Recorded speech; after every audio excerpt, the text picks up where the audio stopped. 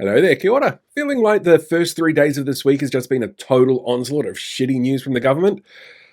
Because I certainly do, and there's actually a range of reasons why it seems to be a week full of cruel, short-sighted, ill-thought-out announcements from the coalition.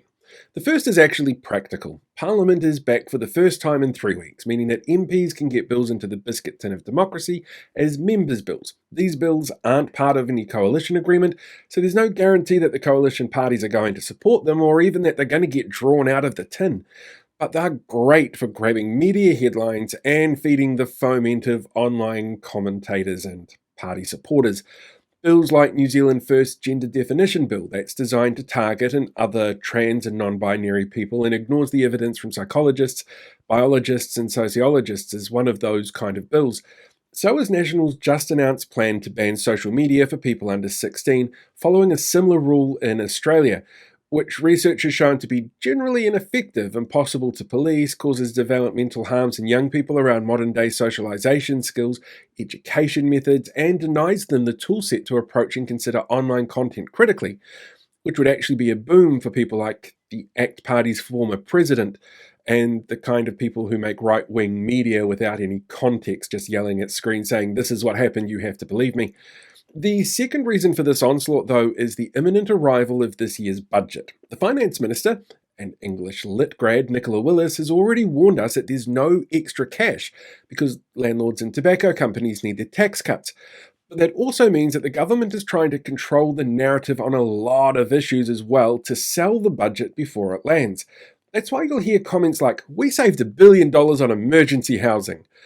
But you won't hear that it came at the expense of a record number of people being declined emergency housing, a discernible increase in homelessness, an increase in the number of people living below the lines of poverty, people sanctioned on benefits and needing those benefits longer, while MSD admits that they don't actually have any clue as to whether or not sanctions are leading people into work because they don't measure it. Or how suddenly we can find $2 billion to go out and buy helicopters for the Air Force, knowing full well how much we're going to spend in advance, but the logic of not knowing how much we were able to spend on ferries was it was commercially sensitive so that information couldn't be released beforehand. The third reason is as a distraction. With an austerity budget on the cards, the public being well aware that the government is not focusing on issues important to them, like the cost of living, and media actually holding government to account over concerns like Erica Stanford, Nicola Willis, and Chris Bishop's use of personal email accounts for official government business, or the number of distractions out there making it harder for people to focus on fuck-ups like Mental Health Minister Matt Ducey ordering the removal of documents that show the mental health sector needs another 1,500 staff, or that Police Minister Mark Mitchell tried to get longer prison sentences, or police have been directed to spend no more than an hour on mental health call-outs that they have to deal with, leaked documents showing that the budget will cull the Kahui Ako education program designed to upskill teachers, particularly working with students around disabilities, and downplays announcements like the end of pay equity claims, which will disproportionately impact women, young people, Māori and Pacifica communities.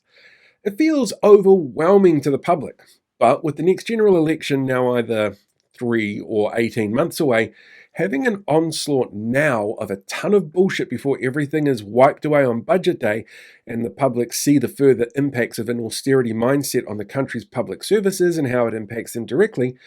means that by the time the election campaigns do go into overdrive, the public's kind of forgotten that the government did all this and had all these issues, because on top of all of the crap, the public is still struggling to make ends meet. They're still dealing with low wage growth, high unemployment, increased cost of living, increased costs from things like rates and rents, and just trying to get through every day as much as possible. So as much of an onslaught as it all is, try to remember this when the next election rolls around. Try to remember the build-up of little changes that make people feel worse. The death by 1,000 budget cuts to public services, or even just the concept of equal pay for equal work and how much disdain the coalition seems to have towards the people that their choices impact the most negatively.